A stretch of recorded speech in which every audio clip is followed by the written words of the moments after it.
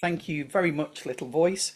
Welcome to the Eunoia Summit, and I'm going to pass things over to Romy to do the introduction for tonight's guest and to remind us of what we're here for and what we're trying to do and why we use this word Eunoia. Over to you, Romy. Thank you very much, Lee, and welcome everybody.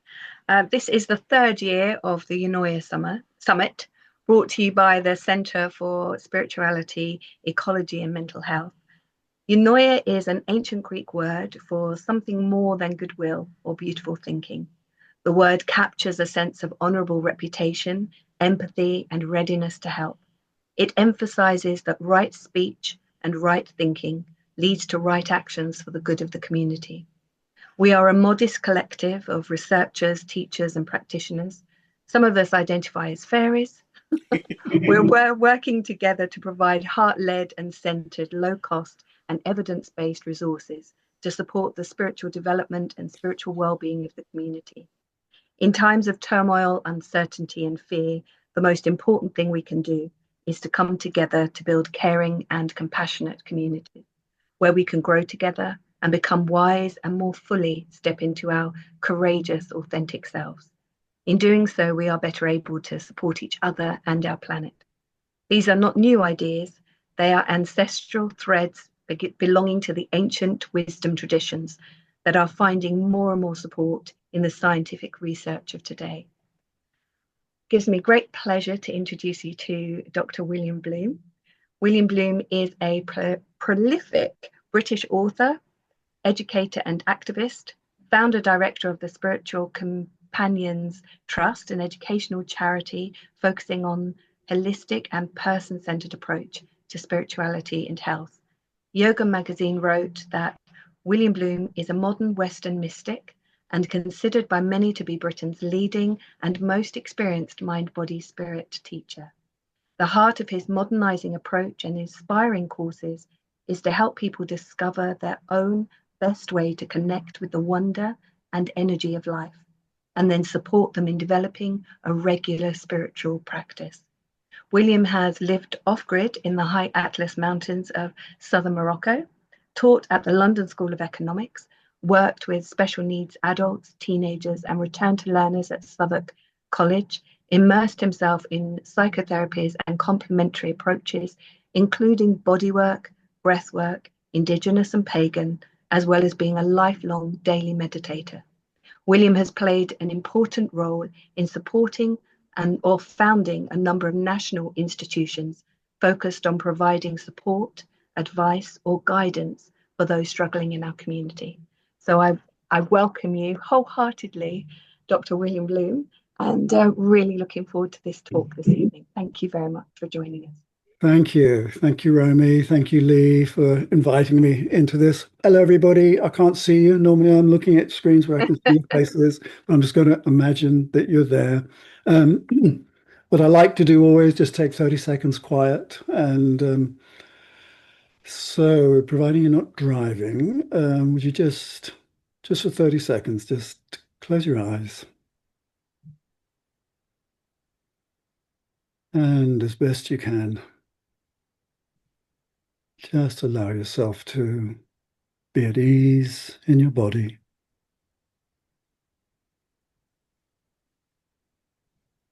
And bring yourself fully present, letting go of the day, the week, all that stuff. Just be here, right now. And maybe one or two slow, soft, quiet breaths down into your stomach. One or two now.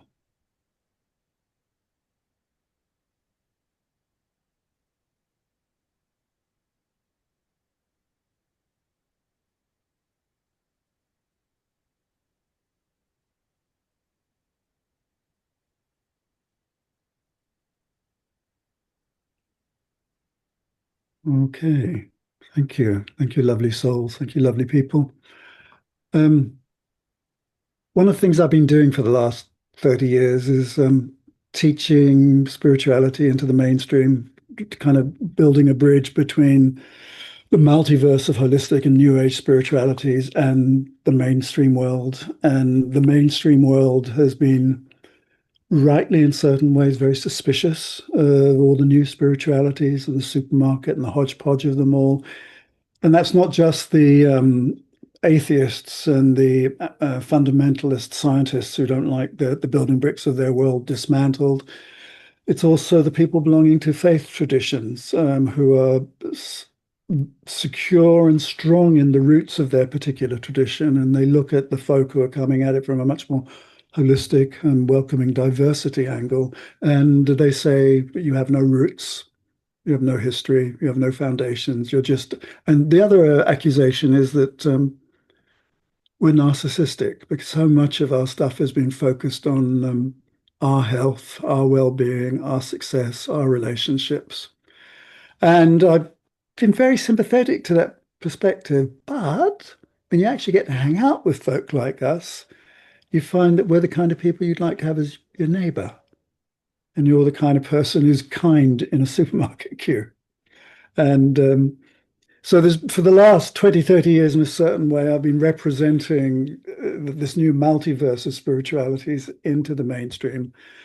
And one of the things we did 10 years ago was we started a properly audited qualification in practical spirituality and its health benefits, which we took through the whole process of getting on the Ofqual register. And there's a lot of paperwork, and I almost had a nervous breakdown doing the paperwork. Not breakdown, just burnt out doing the paperwork. And I admire anybody in academia or in the educational world who takes our stuff and tries to order it in such a way that they can get it through the gatekeepers of universities, colleges, Ofqual. And so to Lee and Romy and Philip, blessings and congratulations and thanks. Over the years of doing this work, I've had to change my framework for understanding it, because if you'd caught me 35, 40 years ago, you would have found that I was a meditation fundamentalist. You must meditate. The only way to do the path working is through meditation. And I was Ernest Ernie, the meditating fundamentalist, and I started an experiment, a laboratory in St. James's Church, Piccadilly, called the Open Mystery School. And in the Open Mystery School, we had a group of people who for a year met every few weeks for a year, for a weekend. And in those weekends, what we did was we looked at the practices, the actual practices of worship and ritual and ceremony and prayer of the different traditions. And we discerned what was actually going on psychologically, energetically, atmospherically, what was going on in those events and situations. And not surprisingly, we found that it didn't matter what tradition you were sitting in, very similar things were going on. And Ernest Ernie, the fundamentalist meditator, me, facilitating this circle, there was an exercise I liked to do, and we'll repeat it in a certain way later on in this session, which is why I've got pieces of paper and pencil. And I'd said to the group, in my Ernest Ernie way, in what circumstances do you most easily connect with whatever you call it? You know, the magic, the energy, God, the Tao, whatever goddess. You always have to do a tap dance around these words so people know you're being inclusive. And the first person in the circle who answered me was a very wise woman who simply said, sitting with my pussycat on my lap. And part of me just died a death, committed harikari on the spot. It was not what I wanted to hear, but in a kind of typical passive-aggressive teacher's way. Oh, that's very nice. Well, what a lovely thing to say, dear, kind of thing. I was pretty creepy, and because I was defensive. And then the second person was a bloke, and he said, "Well, on my exercise bike." And I went, "What?" And then the third person said, "Well, when I'm out in nature, sitting under a tree." The fourth person said, "Cloud gazing." And took about the ninth person meditation. But we had this whole array of different circumstances in which people connect with whatever you call it. And I think it's very useful to never go into any situation with one fixed word, because people think you're going to lay a trip on them, or they're going to identify you as belonging to a particular sect, and they're going to have to be cautious with you. And so I'm always very careful to use a whole string of words as often as I can. Anyway, that all developed into the mainstream course. And fast forward or 10, 20, 30 years, what's happened in the last 6 months is we got some huge funding to take this course into schools, with the ultimate outcome being that the children are treated better and flourish better. But that can't happen unless the educators themselves are holding the space for them to do so and recognize what they need to be doing. So we have a contract with several schools and quite a substantial grant that can help us roll it out over a couple of years. And I thought what I'd share with you, first of all, is how I managed to get a whole team of head teachers and Ofsted inspectors on side. And it built very easily on everything we'd done over the last 20 years. And the other thing I want to say to you is when I had the room full of, there was 30 SLTs, Ofsted inspectors sitting there. If I came in not nervous and prepared to look after them, they just melted. If I'd gone in with the slightest vibe of diffidence, or I don't know if I'm going to get this right, it wouldn't have helped. But as it was, I went straight in there and said, let's take a couple of minutes quiet and just said, put your phones down, put your bags down, just settle down, do some breath. They just allowed them to come back into their bodies.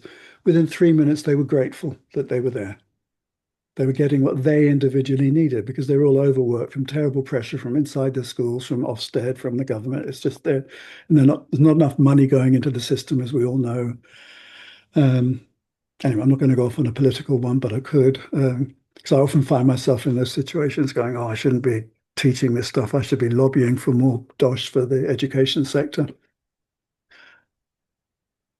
Anyway, I want to show you what I do with them because it will give you a taste of what we do generally. And the first thing I do after having taken them into the silence and just done 3 minutes of chill in your body, but very clear. And just to say that 1 or 2 soft breaths down into the gut is something we can build on later, because those 1 or 2 breaths down into the gut immediately connect brain, vagus nerve, enteric system of the gut, the gut brain. So we can build on that later on because they've already done it. And good education is always to build on what people already know and have done. You don't suddenly give them new ideas. I do know, however, that they need their left brains, their intellectual, academic left brains need to be seduced immediately, or else what I'm going to be dealing with the rest of the day is this quizzicality because they don't think we've got the background. So I've had a sip of this glass. I'm going to share with you a screen.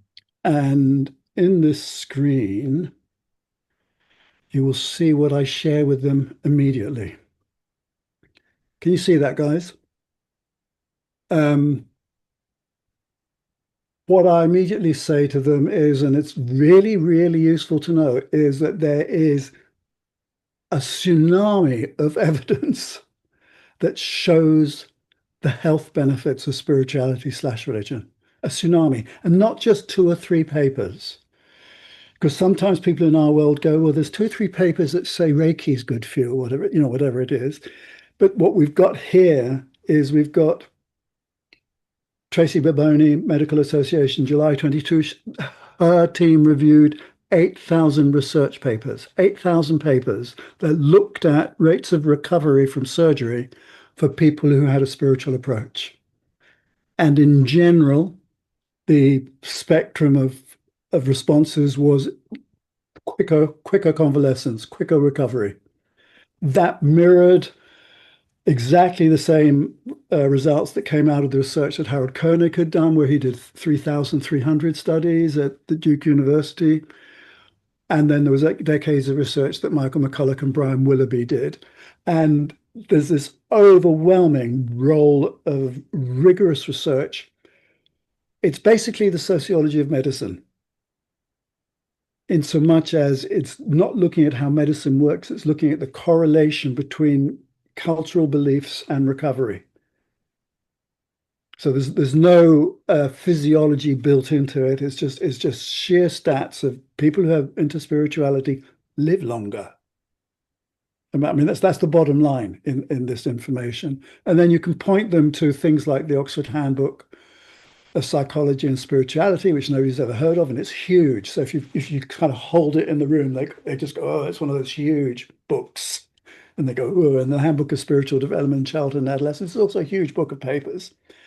And then to finish it off, I show them a few authoritative statements which say we don't have to win an argument about spirituality. It's already built in, for example, to the United Nations Convention on the Rights of Children. So this is particularly relevant to educators. And what usually totally messes their minds up as they go, oh no! Okay, yeah, remind them that the Education Act says the promotion of spiritual development is a statutory duty of all schools in England and Wales. And the Ofsted Handbook actually looks for spiritual development in the children and that it's looked after in the school. And that's immediately the left brain of all the people in the room is sorted. But I find it very important to do that and to have them relaxing because they know they're in the hands of someone who's done some research and can give them references. And the evidence is overwhelmingly good. If they ask about it more thoroughly, I will say there are gray areas because we know that certain people who do spirituality go into overexcitement, bouts of depression, forms of spiritual emergence, and that kind of stuff happens, and it can be problematic in relation to psychosis. We acknowledge all that, but in general, while acknowledging there are those gray areas, in general, this is what it looks like. And I also quite quickly put in some of the physiology, and I'm not going to take you through it now, but it's basically, I remind them that modern medicine is now recognizing the way the whole thing is connected. And that the bit that they need to, I find, be reminded is that stuff that's going on in the gut has profound influences on mental health. And still a lot of people haven't quite caught up with that. And they need reminding of it. And I should do some little diagrams and stuff and show them some evidence. And I then at some point, not immediately, will show them this picture of the smiling organs, which is basically comes out of the practice of having compassion to oneself, or the inner smile, or whatever you want to call it, and the messages that go through your nervous system when you give care to yourself. And that's depending on how much time I've got. See, I've just done that in 5 minutes, right? And you can extend that for as long as I need to feel that they're all on board. And if somebody's not on board, it's really helpful to let them argue with you and bring you on board, because the evidence is really overwhelming. And they just want to make sure, somebody will say, oh, you can prove anything with statistics. And I'll show you, I'll admit and say, yeah, you're sure there's a gray area, but you need to recognize it in the whole. And, here's the research. And if you want to put forward counter arguments for it, you better go do your own research. But these guys have looked at 8,000 papers, and anyway, so but they're happy to have an argument if they know you're happy to, because a lot of people who do spirituality won't engage in debate. And then when you're teaching this stuff to adults, especially to academics and educators, they're going to have questions. And you've got to be up for having a conversation with them. I did a session a week ago where I was dismayed by the fact that we'd gone off into an hour-long discussion about how things should be delivered in the classroom, right? And it wasn't where I'd wanted it to go, and I was feeling slightly depressed and pissed off and fractionally defeated by the fact that I had not maintained control of the dynamic. And afterwards, everybody said, "Oh, that was great." Because it's so rare for us to be able to just have an open debate about stuff, because we're always having to finish and get things completed for deadlines because this child may be sectioned and all kinds of stuff going on, you know? And so my over control mechanism was just a mere waste of energy on my side. And I take them into I can't hold them through a guided exercise for maybe 5, 10 minutes. And I'm going to do that with you right now. And at the end of the exercise, I'm going to ask you some questions and I'll give you some time to write down the answers. But this is me conflating two exercises into one because we haven't got a lot of time together. And I'm just giving you a kind of taste of what we do. So, my lovely friends and sisters and brothers and lovely folk, would you just just close your eyes? But if you want to do it with eyes open, that's okay too. And I don't mind how you're sitting or lying. I just want you to be comfortable. Just be comfy. And I'd like you to just allow your body to sink, drop down into being at ease. Your body does this when you're sleeping, resting. Your body drops down into being at ease when you're maybe just watching something on a screen and it's kind of good. Your body drops down into being at ease when you're maybe out at a cafe, people watching, just sitting there, nice bevy, watching the people, or out in nature, sitting under a tree, looking at the clouds, looking at the view. Your body knows how to be at ease.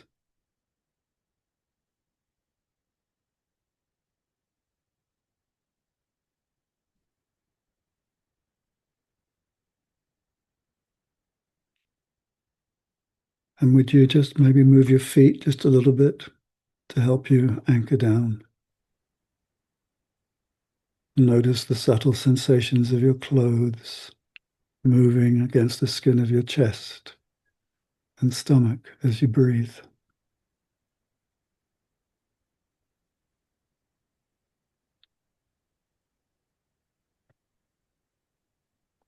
And your eyes are soft and kind.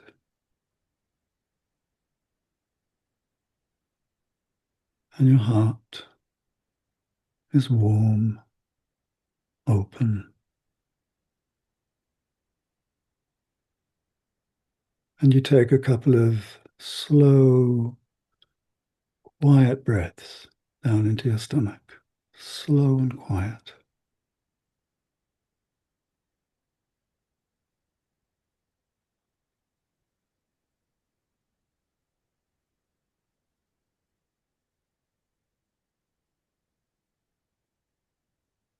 And I'd like you to go into the mood, the feeling that you'd have if a little child had fallen over and they'd hurt their knee. And you have to bend down and look at their knee. Is it cut? Does it need a plaster? Does it need a kiss? And your attitude is careful and caring because you're both kind of examining the knee and also your presence is reassuring the child. And it's the same mood you'd have if a little fledgling bird had fallen out of its nest and you're holding it in your cupped hands.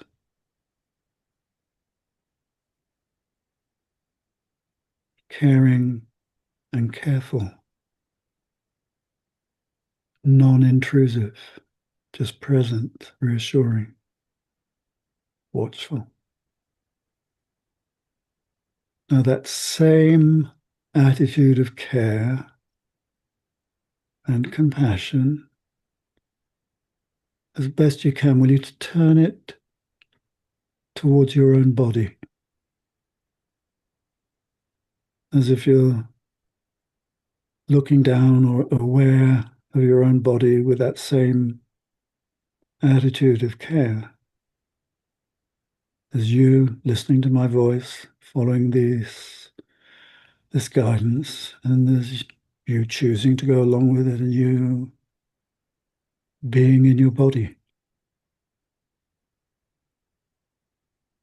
and giving that care that you'd give to a little bird or child, that vibe, that mood to your own body. And anytime you feel yourself wobbling off, just a soft breath down into your stomach, slow, soft breath.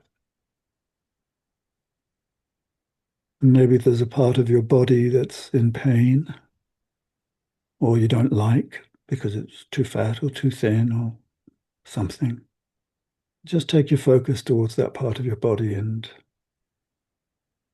be with it, caring and careful, accepting.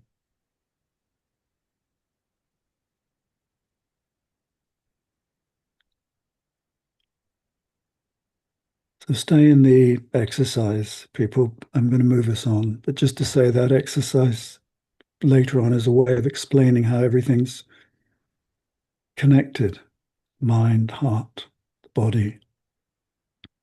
And this is also the basis of metta, of Buddhist compassion to self, and the heart of Taoist medical practice, care to self. And you also find it in many pagan and shamanic traditions where the cauldron, the pot, is placed down in the belly between the hips. And you're the wizard or head witch pouring good things down into the cauldron in your body and feeding the tree of life that's deep inside you. All kinds of ways we can go with this. I'm going to ask you 3 questions and give you some time to write the answers down, your answers. So here's the first question, the first inquiry. In what circumstances do you most easily connect with the magic, the wonder, the energy of life? When does it happen for you? Out in nature, lying in bed, reading, dancing, music, doing crafts, singing? When does it happen for you?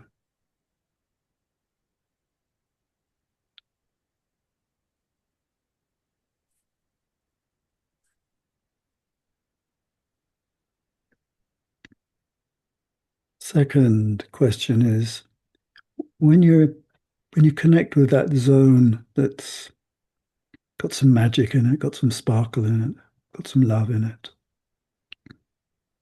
what do you call it?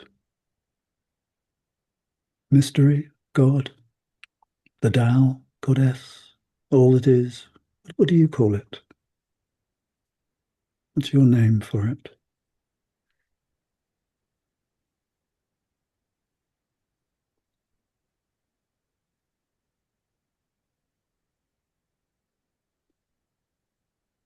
And here's the last of the 3 questions. When you're connected with that magic, whether it lasts only a few seconds or longer, whether it's brief or whether it's deep and ecstatic, what does it make you feel? How do you feel? What does it make you think? What's your mood? What's your thinking when you're connected into that magic? What's your feeling? What's your mood?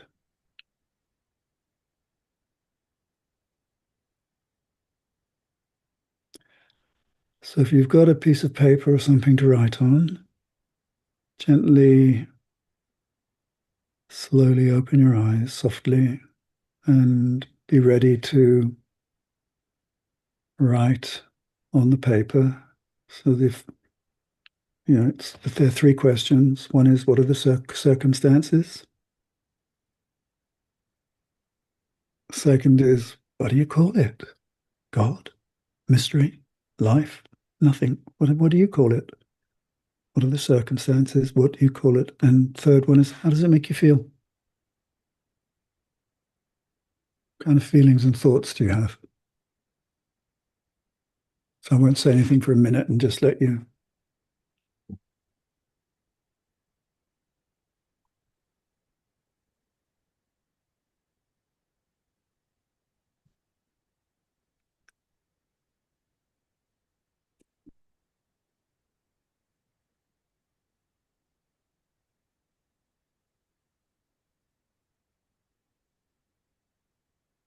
So what I'd like you to do is in the chat box,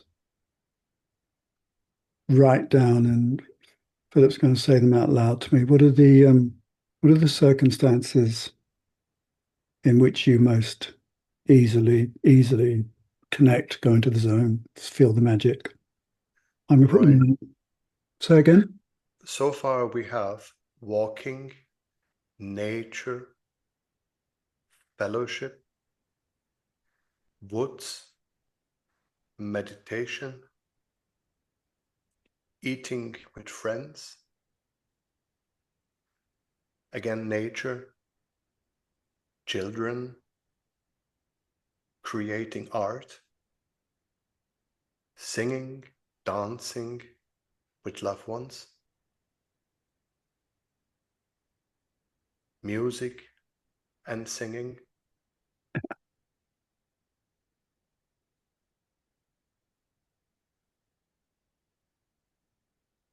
Oh,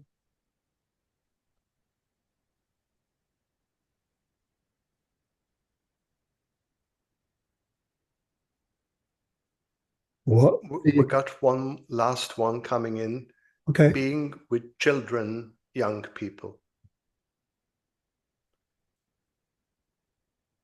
And seeing cows, bulls in the field. Mm. The cows are separate from the people. Seeing cows. Okay. It's great. What do you call it? What's your name for it, people? We have the universe. We have love. We have love again.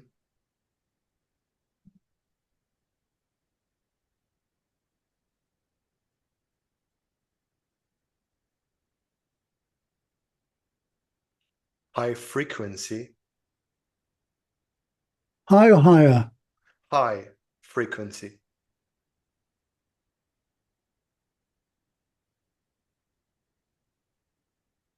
I'm putting mine in, mystery. Any gods? No gods? I'm going to put God in because you'll have groups where people are using God. So far, we're absent of gods. Well, I'm putting them in for on behalf of the God people.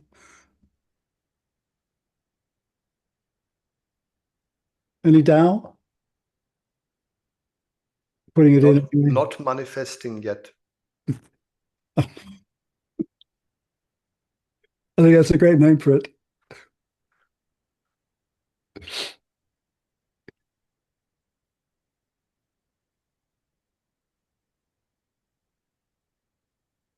All right, is that it? You people, you're being a bit quiet on this one, are you? Are you being diplomatic in case they come and get you? What? Oh, wait, we've got the one last one coming in. It's Okay. oneness. Okay. Cool. Oh, sorry, there's one more coming, and it's spirit. Of course. I think that covers it. Yeah, but there are many names. How does it make you feel when you're connected to it? We have aliveness, connectedness, love. We have calm. I feel a bliss, joy, contentment, peace, love, connection. Is that all one person? Yes. Good. Peace, plus joy, contentment, peace. What was the last one? Love and connection. Love, connection. Yay. We have laughter.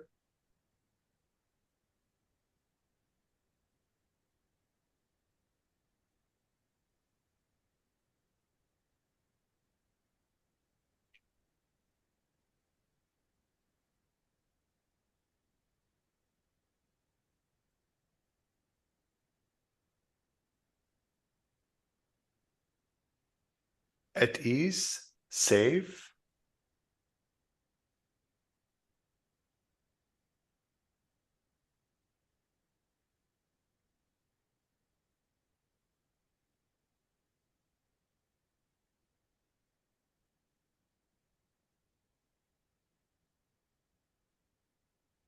Hoping for one more. Yeah, maybe enough.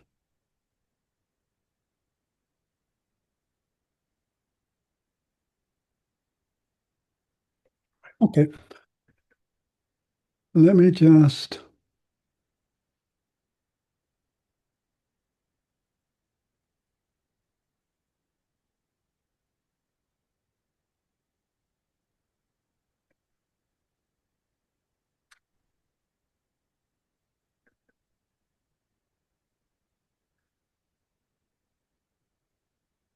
This is a lovely exercise to do with people.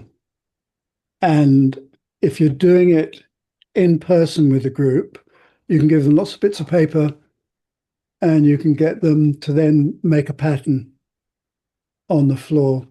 I've got to say, when I did it with the teachers, they were very correct, and they corrected me and said, "Listen, all the circumstances should be the same color, all the names for the mystery should be the same color, and all the how it makes you feel should be the same color." I was quite right. That'd be a much better way of making it look. But this is the actual picture of the last. This is the group of head teachers and Ofsted inspectors. That's what this photograph is from, and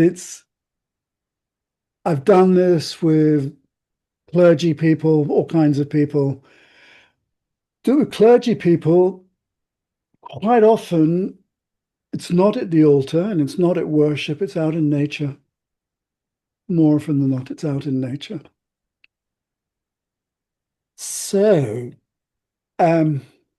that's kind of what I've been doing with people, and I bring them back to the inner smile and unpack how that is going on. I take them into a very relaxed state about the diversity of language to describe an experience that's more or less similar, but diverse according to the type of person and their culture.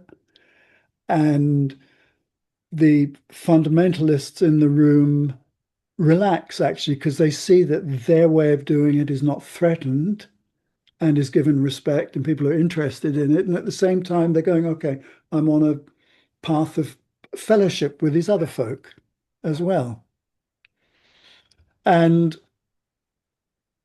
as a basic model, I'm kind of hoping that that basic model of how one can start exploring spirituality, I want everybody to steal it from me and use it, because it's a good idea doing it that way. And in relation to how that then works with children, it was funny because my daughter Sophie's coming on board as a full-time employee with this trip, and she's a primary school teacher, and but at the moment is on secondment to a large firm creating resources for all ages. And I said to 5-year-olds, how on earth am I going to teach? Are we going to get the concept of wonder over to them in a way that they can work with? And she looked at me and said, Dad, it's easy. I said, what? She said, look, I'll show you. And she drew a picture of a little being who's called Miss Sparkle. And Miss Sparkle goes into certain circumstances and she sparkles. And you then ask the 5-year-old, when do you sparkle? And give them certain options. And it was very sweet. I could see she had a way of translating it into what would work for for key stage 1. And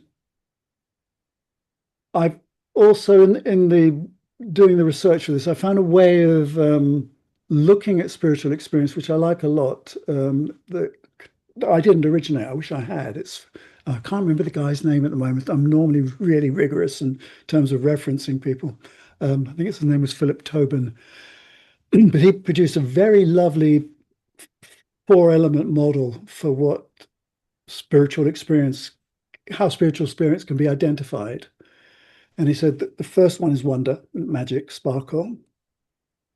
The second one is, in that moment, you just are into open inquiry to big questions. You're curious. Big questions. The ones, how did it all begin? Where does it all go? Who am I? Just the big questions, right? And he went first one is wonder, the second one is wondering, curiosity, musing. It's very intelligently identifying what we do. Because I was thinking in meditation, when I'm in the zone, I'm basically in a perpetual state of wondering. I'm just going, whoa, what is this? What is this? What am I experiencing? Nothing. Oh, well, So wondering. The third one was that you have surprising, well, not surprising, and they don't feel surprising, but to other people, they look surprising moments of suddenly understanding stuff, having an insight, having wisdom just emerge or drop into the psyche. And I thought that was very lovely identifying, especially with little children, the way they can spot what's going on sometimes. And the fourth one was there's a sense of connection, which is more than connection. It's connection with something that evokes from you empathy and compassion. So the child, I remember that happening to me when I was 4 years old, 3, 4 years old. And at the nursery I was at, there was a child who was wearing very, very thick lensed spectacles. And she started to be teased. And something just rose up in me that connected with her, knew it wasn't right, and wanted to care and look after her. And children have that as a natural emergent feeling that they have towards animals, each other, to little creatures. And of course, they can be bullies and all the rest of it, but there's also that emergent stuff that's deeply connected and compassionate. And I suppose is the deepest motivation for good politics.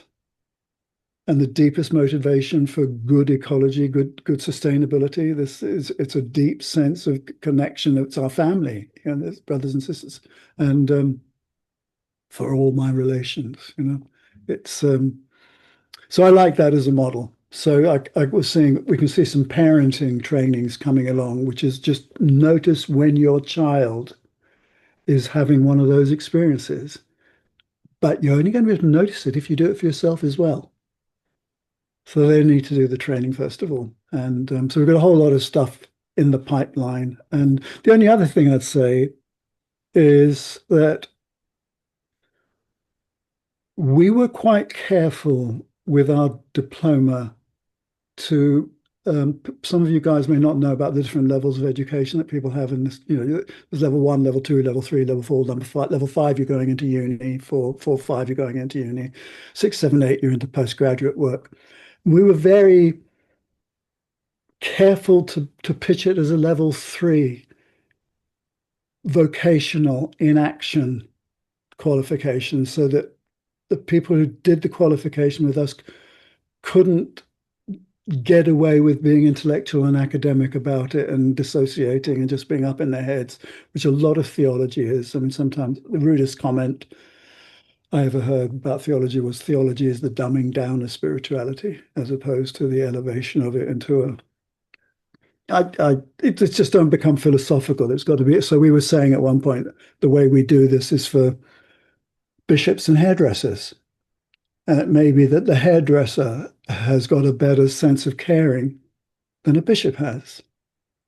Anyway, so so we're quite grounded in that way, and we won't give people the qualification, no matter how erudite and academically wonderful they are, unless they can speak openly about their embodied feelings and be a compassionate presence and recognize the challenges that creates for them in being a compassionate presence. And it's that way of being in the world with people that's the most important thing. So there you are. You had a wee taste of what we do. I hope that's helpful.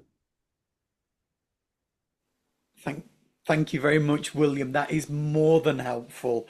There's beautiful work going on there, and it's always a pleasure to hear you speak and share so from the heart about these things. So I'm going to pass over to Philip for questions, but I have got some questions myself. If you're happy for that, William.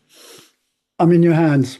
Bless you. Thank you. Well, in that case, then over to you, Philip. I think probably Romy and I have got questions, but there are other people here that might as well. So please do pop those into the chat if you can. Right. So far, we have no question in the chat. I have a couple of my own, but I'd like to give you a head start.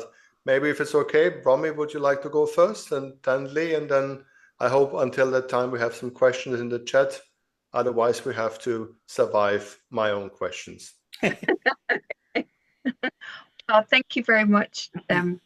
I really enjoyed your talk. I don't actually have any question right at this moment, but one of the things that I did actually resonate with was when you were talking about children. Is just recently I was trying to do like a community get together. I've only just moved into a space and I don't know anybody, so I was trying to do a community get together.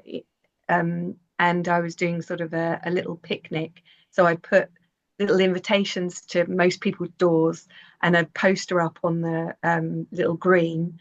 And I became known as that woman who was trying to organise something that hadn't been done before. And on the morning, I had blown up all these balloons and I was just hanging them on these trees. And this little child was kicking a ball on the green and just looking at me every now and then. So I went over to him and I said, "Oh, would you like to help me decorate?" And he went, "Oh, okay." And he came along and we were putting up bunting. And then I said, "Where do you want this bunting to go?" And he said, "Well, I think it should," and he was only 8. He said, "I think it should go at the end of the railing." He said, "Because the children that live up there, they're not allowed out of their gardens." He said, because of all the kidnappings and the fires. He said, I live in South Yorkshire. He said, they're not allowed out of their gardens. He said, but if we put the bunting there, they can see it and they'll be a part of it. And it was just so beautiful. And it really opened my heart. And I said to him, "That's really thoughtful." I said, "That's beautiful." And we did that. And then he told me that he wasn't able to come to the picnic that afternoon because he was going out with his sister. So he'd helped me do all of that, knowing that he wasn't going to be actually doing the games that I'd set up for the kids and stuff. And it really humbled me. I thought I've gone about trying to do this and almost not full of myself, but full of what I'm doing. And yet this little child in that moment just showed me this beautiful grace and humility and love. And it overwhelmed me. It was so beautiful. And I just wanted to share that because I think when you're talking, it really resonated, especially bringing that spirituality into schools, which I think is so important. And I was like really shocked when you put about the Education Act 2002, where I was like, wow, that's been very much missing in our schools. So yeah, that's beautiful work. Really lovely. Thank you. That's lovely to share. Thank you. Shall I dive in? Yeah. Wow. Yeah. And Thank you, Romy, and thank you for the reminding me of that. You know, William, part of my journey has been a teacher both in secondary and in special needs, although I don't like that phrase. I've learnt more from the about humanity from the children that I've taught than ever I think I could possibly give to them. I'd love to see and experience this through your eyes a little bit further. And I suppose I've got sort of two parts to a question. One part is, when you take that step back about this, I'm absolutely 100% and more behind that project. What is the vision for you when the big picture?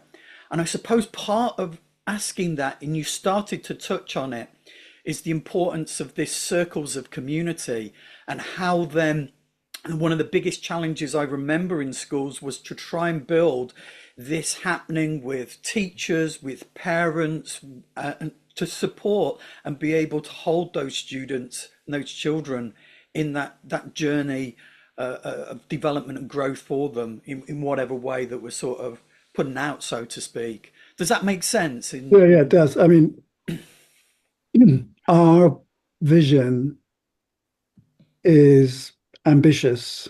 And one of the things I keep saying is, even if we don't fully achieve it, the mere fact that we're thinking it and dropping it into the pool makes it useful. What I would like is that in 5 years' time, we've integrated the kind of approach that I've been talking about this evening into the RE curriculum and into the PSHE curriculum as well. So it's locked into that it's part of teacher training, that it's the Education Act and the Ofsted inspection books now understand what they're looking for. Because the word spirituality was put in actually originally as a kind of political compromise to keep all the different faiths quiet, who were all lobbying to somehow or other be involved. And the Brits, being what they were, said, "Oh, here's a compromise. Let's use the word spirituality," which was a good word to use and is very much to our benefit. But it also sits in UNESCO and other bodies as well. And I would like spiritual connection and moments of spiritual insight and moments of compassion to be as much part of ordinary conversation as diet, exercise, music, part of the photocopier conversation. Oh, I had an insight the other day. Oh, you know what really opened my heart? And I'm very strong on the fact that you can do it in a pub. A bloke says to me, "Oh, what do you mean spirituality?" And I say, there are times when you have that. It might be when your team has just scored, right? And you're euphoric. Well, hold that feeling, remove the crowd, remove the football pitch, and hold that feeling and just stay in it and expand it.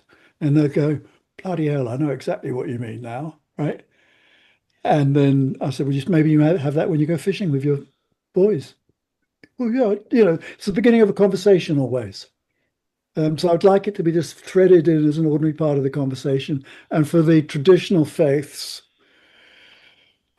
to understand they're not in competition with each other, but having a conversation about what they have a particular tradition that makes these connections in these ways. So it's quite ambitious. But the 5-year plan, it would be to get it integrated into the curriculum. And those are my hearts or your hearts? They're mine to you. I'm loving it. Yeah, it's ambitious. And we'll see where we're at in a year and a half's time, 2 years' time, to see if we're going in the right direction. All right. I don't see any massive question coming my way, so I think it's my turn. But it's such a lovely, harmonious, hearts flowing all over the screen situation. And unfortunately, my questions are maybe a bit more from the skeptical side. So I apologize very much for being the downer. I welcome them. They're great. And I have a couple of them. So let's see if I get one or two. first of all, but this is not Britain related, so most likely it doesn't fit, especially the way you set it up. It seems like an unfitting question to start with. But from a lot of the conversations I have with people in the US, I got the feeling that this whole spiritual thing and working with kids is very much welcome when it's with high achieving, wealthy kids, posh private schools, absolutely. But the working bees, the common class, there people are very skeptical when you want to start training them a more broad thinking and more feeling kind of. Have you come across such thoughts? Well, yeah, because they're deep in British schools as well. There are a lot of schools which are dangerous. The teacher retention rate in English for Welsh schools and Scottish schools is just awful. Like 40% of teachers drop out in the first 3 or 4 years. Mental health problems amongst children are just terrible. Mental health problems amongst teachers are terrible as well, because they're not, the whole thing is not respected and resourced. And we actually have found that the receptivity for this approach is in the schools that are having the most problems, because it doesn't cost anything and doesn't take up any time. And yes, it's possible that the middle class schools might in the future adopt it as well, but our whole ethos and push is out into especially the difficult schools. My daughter, for example, works in the roughest school in the roughest area of Cardiff, where she said to me once that some of the 5-year-olds and 6-year-olds, the only exercise they get is coming to school and going home, and they can't, for example, stand balanced on one foot. Can you imagine a 5 or 6-year-old cannot stand on one foot? That's the level of problems we have in some of our schools here, which is mirrored across the States and everywhere else. And we're very clear about our target is primarily into the difficult places. And we've got academic support to monitor whether or not what we do is of any use. Actually, there'll be academic monitoring going in very early. We do well-being criteria and then measuring it over a couple of years. But yeah, it's good that you name that. Really good that you name that. Unfortunately, it goes further. Yeah, go on. Because here comes the next question. Yeah. We're going now deeper and darker, because we all talk about corporate America and good corporate soldiers, and how schools has been used as a tool of uniformication and, quantification and curriculums and stuff like that. And now you're coming with the free mind. It's impressive that you got your program through from that spot where I'm speaking. That's not the way it's perceived. The way it's perceived essentially is as a health and well-being program that happens to use a different approach. And it's precisely because there's such a challenge in the well-being of children and teachers in state schools, ordinary schools, that teachers, these senior leadership teams and the Ofsted inspectors have got, yeah, bring it on, bring it in, please. And so the first thing they're sniffing at is it going to improve the mental health of our teachers and children? Oh, okay. And yeah, you could take it into a slum school and ask any child or teacher, even in the worst listen, I tell you, I'm about to do a training for a group in Kenya that works with girls who are raped and pregnant as a result of that. We're about to take it into that field as well. So we're precisely looking at how, because part of what we're doing also, which I didn't do in our little half hour, is, with the children then have to learn boundaries, to set boundaries on what other people do to them and set boundaries on their own behavior. So that's kind of integrated into it as well. So I take it that your questions are not coming from a academic background so much as a social justice background. And the conversations I have during my podcast with educators and so forth who try to implement some of these things on their own, and the response that they got. It's also interesting about technique. I listened to you. I had not a clear picture of some of the techniques. I understood that you will be teaching these kids, because I've seen in America, a lot of people are into dreaming, teaching children better to dream, to write them down, get creative, all of these. Or is this part of your world? Or I haven't explained it well. We will only work with a school where all the teachers do the training. Number one, so that the whole school culture is guided by this kind of an ethos. Now, what happens in the classroom, what happens with the children, in the same way as we've identified with the teachers what works for them, we need to discover what works for the children. And some of the children need ecstatic dance and drumming to go mad before and release energy before they can go quiet. Others of the children will prefer to do puzzles. Others of the children will like sitting quietly reading. You need to discover what the children do. So one of the things we're suggesting is the children have 6-week tasters of particular approaches. What are you looking at? I'm trying to read some questions coming in. So sorry, I'm that old. I just said something wonderful. I follow you with one ear, but I'm trying to bring the next question. But I almost thought I'll let Lee ask the next question, because my eyesight is not that well. Okay, but listen, do you understand what I'm saying? Yes, very much. What's wrong with what I'm hearing the educators saying to you is they're going in with an idea of what the children's need.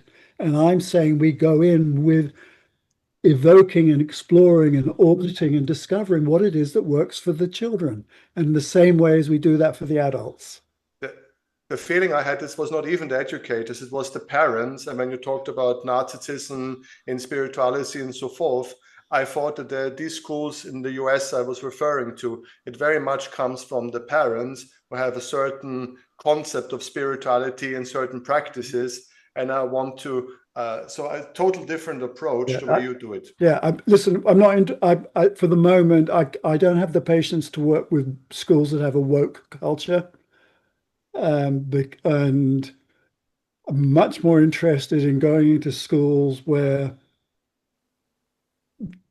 it's just general normal education is going on, and there are problems that need to be cared for, and none of us are going in there with I know what the best thing to do is. You need to be doing this type of meditation. I told you I was Ernest Ernie the meditator, and I have really, really learned that the way all of us should be working is with inquiry and finding out what works for people, whilst modeling being grounded and having an open heart, modeling connection at the same time.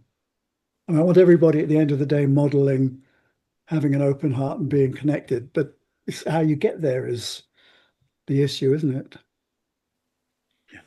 Lee, can you jump in and help me with this question? Absolutely. In fact, I'm going to jump in and see if Carol, who put the question in, Carol, are you able to open your mic, perhaps put your camera on and share with William what you've shared with us? Otherwise, I'm more than happy to read that out for you.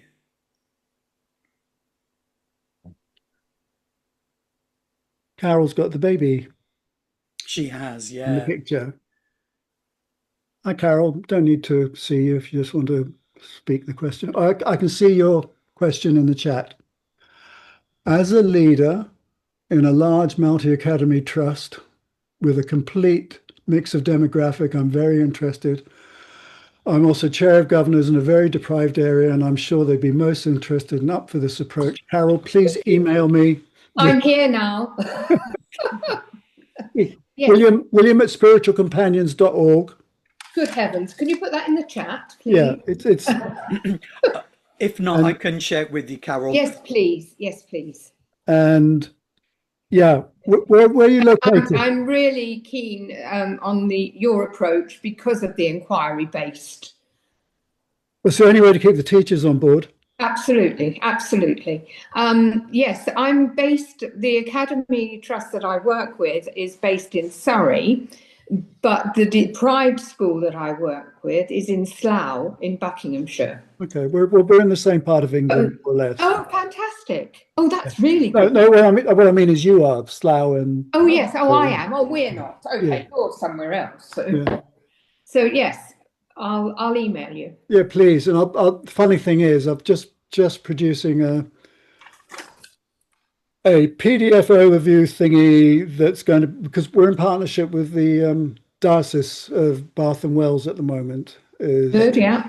And they've been the ones that have given us the gateway in. And Good. And we've got a mix of church schools and non-secular ones. Church schools are the jewel in the Anglican network. That great that you're here, Carol. Yes, I'm pleased too. Yes.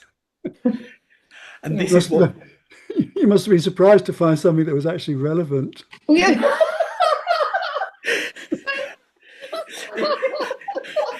and this is what building community is about. Which is really good. Yeah. Oh dear. Oh, right. Sorry. Okay, Lee. Sorry. Not at all, not at all. All I'm saying is this is what this is about, building community happening here in front of us. Let your husband wandering around in the background. And that's Ali in the background. So you're over in Portugal at the moment, aren't you? I'm in Portugal with whereabouts? Daddy. I'm just outside of Lisboa. I'm in Palmela. What's the weather like? Actually, not bad. We've had terrible weather. But today don't want to make you jealous, but we went for a lovely walk along the beach and along the prom, and yes, it was very pleasant. So only about 20, 22 degrees, so we're much lower than normal. But Carol likes it. Very pleasant, very pleasant. Yeah. I'm interested in exploring Portugal. Oh, come and visit. Come and visit. Talk to Carol and come and visit. Okay. That'll be good. The things you don't expect, eh? What can we say, Lee? You should know if we're both on it, it's always a problem, or not, as the case may be. Oh, well, look. Any more questions? It's funny because the way I was answering Philip, then it couldn't have been better pitched, could it? No, this is really good. Oh, and you gave us this wonderful Philip Tobin. You thought Yes. it was, But we can't find him or anything. We cannot locate him. We've been looking. Well, it's awful because I like to do the correct references, and it's lying around somewhere. Well, again, could you let me have it when I email you? You'll have Yeah, 100%. Isn't that a lovely model, though? Yeah, absolutely. Wondering, Yeah. insight, and connected. Yeah, and it's equally applicable to adults and children. 100%. And I'm thoroughly pissed off I hadn't read it 20 years ago. Yeah, me too.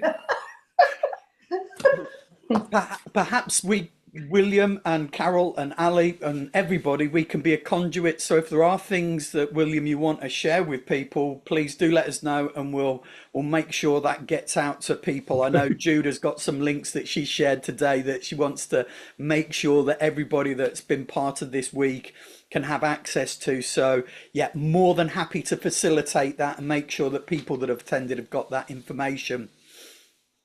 Yeah, how funny. It's just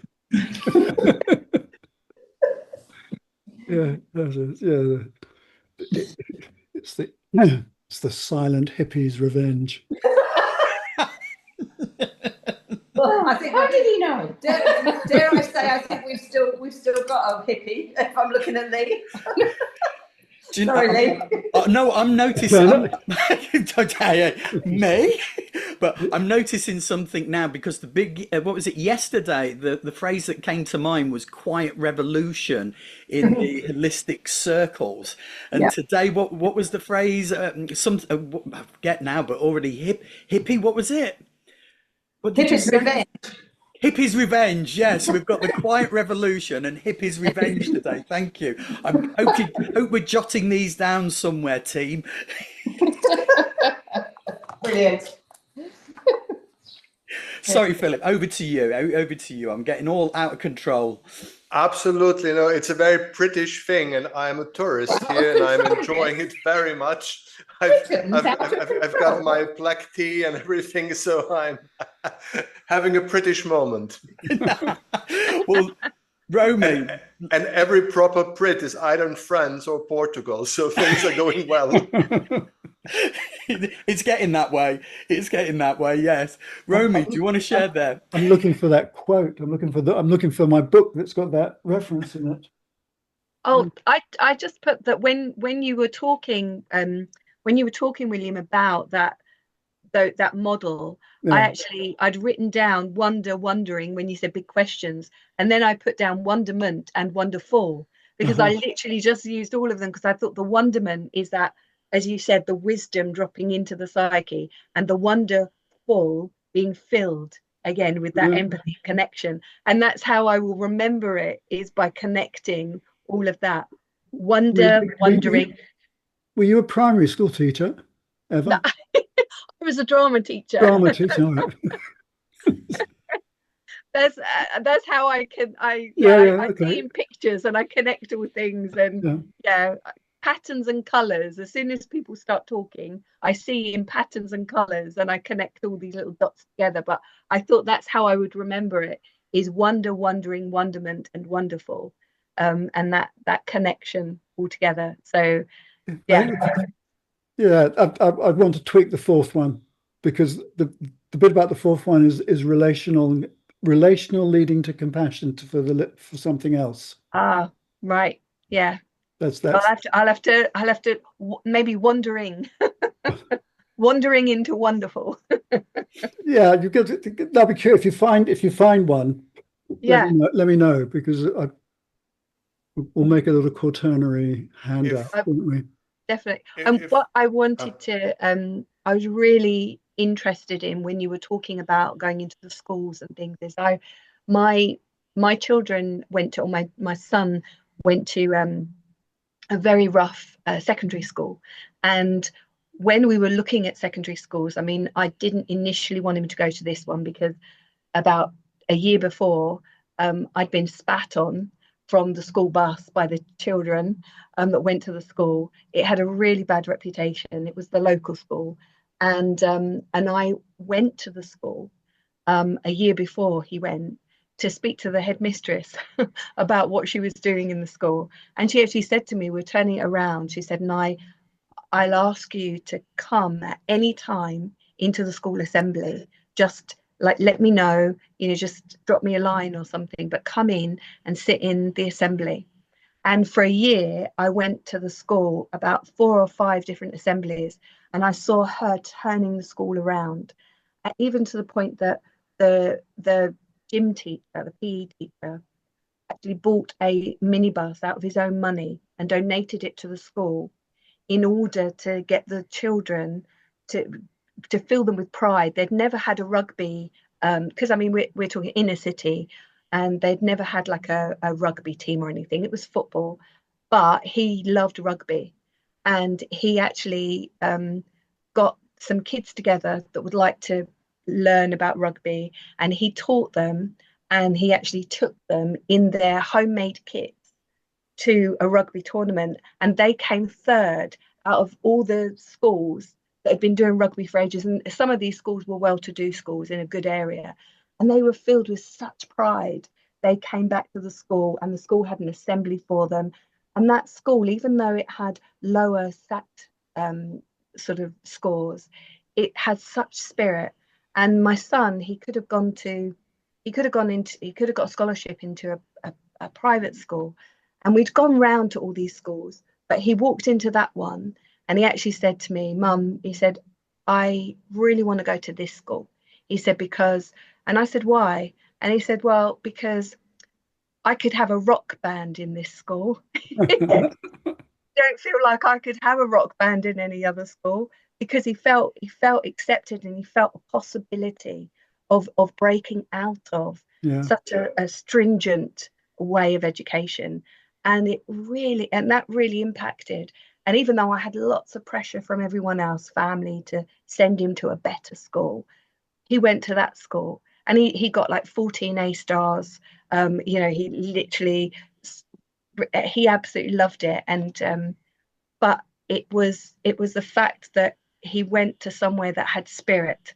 He went somewhere that he felt he could grow in, and I just loved that. And I love what you're doing. And I'm very much a grassroots woman. I've worked with charities with underprivileged children and families, vulnerable families, and I used to do volunteer training for those families, and it was Home Start, and I used to work with schools and in schools. So I really love and appreciate the value that will bring. So thank you. Fingers crossed. If I might, maybe one last question or last round. Basically, we have 10 more minutes. If there are some questions coming in, I'd be happy to bring them on. Maybe my last question is very obvious, and most probably we all can guess the answer.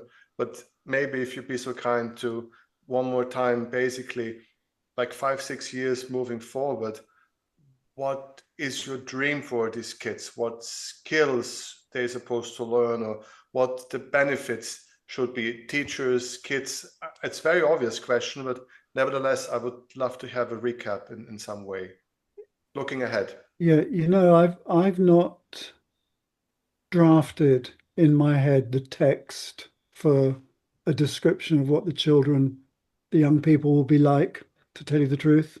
I've just been more concerned with helping develop the space and the skills for the adults to allow the children to grow. And I think that's a good question you've just posed, and I think it's going to be asked of me in the future, and I think I'm going to have an answer, but I don't have one right now, actually, because I haven't drafted it in my head, actually. For my own children, all I ever wanted for them was to be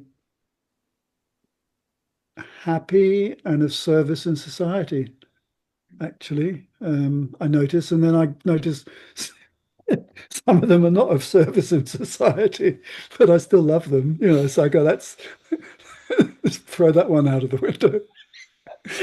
I need to have a proper answer for your question, Philip. I just don't have one at the moment. Early days, and I really thank you for the useful provocation. Thank you. And I'm giving now back to Lee. Let's make a goodbye round. And no question coming in so far. So let's leave. It's all right by you. I give it back to you, back to Mothership. Thank you. Thank you. Well, can I ask everybody in time-honored tradition to unmute your microphones, and can we please put our hands together for such a wonderful and important and vital piece of work as we go forward in this moment. Thank you ever so much, William. Well, thank you. Thank you for your support. Thank you for your support. Yeah. You're a lovely group of people, aren't you? Fantastic. This is what the Eunoia is about. It is about bringing together in community lovely groups of people and mirroring what you're doing. So thank you for inspiring all of us. I know I'm out of teaching, but the dream is the same. And it is about, there is something of activism. I think we had this conversation some time ago. Teaching is about making whole, or so to speak. And the word doctor effectively means to teach.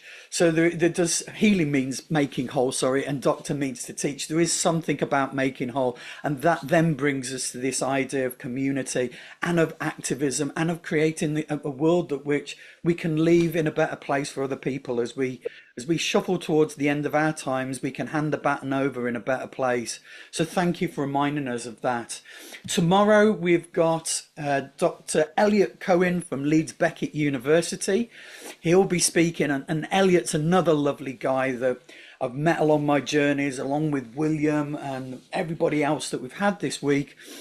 Elliot is speaking about his new book, The Psychology of Slow Living. So I know this is going to be bringing in lots of ideas from Eastern spiritual traditions and how we might apply those in our lives. So I really think it is picking up that baton from William and passing it to Elliot and bringing it into our everyday life. How can we touch this down? So I'm going to stop the recording there, save me some